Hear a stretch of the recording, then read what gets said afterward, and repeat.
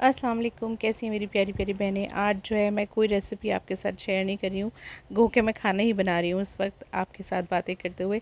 लेकिन ये कि मैं रेसिपी हम बाद में इसकी शेयर कर लेंगे। आज बस ऐसे दिल चाह रहा था कि कुछ बातें करूँ अपनी प्यारी प्यारी बहनों से और कुछ एक्सपीरियंसेस उनके साथ शेयर करूँ, और कुछ चाहती हूँ कि आप मुझे मशवरा दें, मेरे साथ चीज़ें शेयर करें।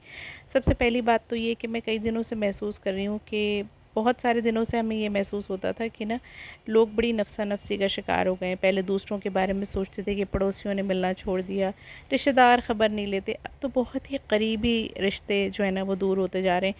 बहुत सारी वजूहात हैं, एक वजह नहीं है जिसको डिस्कस किया जाए। उसमें ज़ाहिर है एक तरफ़ा गलतियाँ नहीं होती हैं, लेकिन फिर भी कभी कभी दिल चाहता है कि मिलकर वैसे ही पुराने दिनों को याद किया जाए, आपस में बैठें, खाना खाएं साथ मिलके।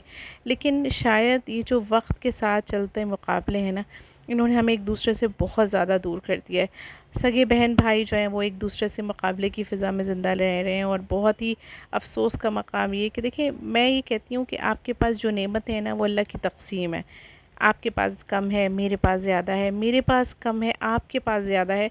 तो ये अल्लाह की तक़सीम है। अल्लाह किसी को दौलत ज़्यादा देता है, किसी को माल ज़्यादा देता है, किसी को औलाद ज़्यादा देता है, किसी को खुशियाँ ज़्यादा देता है, किसी को ज़हनी सुकून ज़्यादा देता है, किसी को सेहत बहुत अच्छी मिलती है। ये हमें नहीं पता होता कि किस चीज़ में अल्लाह की क्या मसलहत है।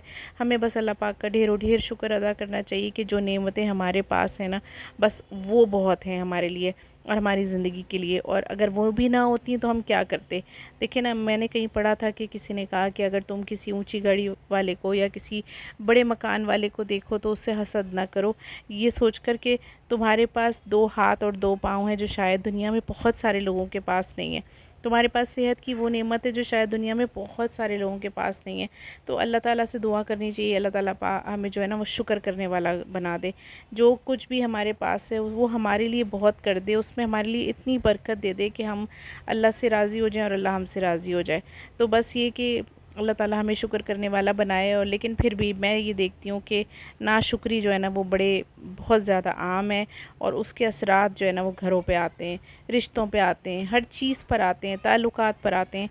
तो बस आप भी अगर कहीं ऐसा कर रही हैं ना, तो इसको तर्क कर दें और कोशिश करें कि जो नेमतें आपके पास हैं उस पे अल्लाह का ढेरों ढेर शुक्र अदा करें, और अपनी सेहत पे, अपने बच्चों पर, अपनी जो भी ग़िज़ा अल्लाह ने आपको दी है, रिज़्क़ दिया, उस पर शुक्र अदा करें। अल्लाह ताला से दुआ करें, मेरे लिए भी दुआ करें, अल्लाह ताला मुझे जो है ना वो शुक्र करने वाला बना दे। मुझे बहुत ज़्यादा आजकल इस चीज़ की कमी महसूस होती है। अपना बहुत ख़्याल रखिएगा, दुआ में याद रखिएगा। अल्लाह हाफ़िज़।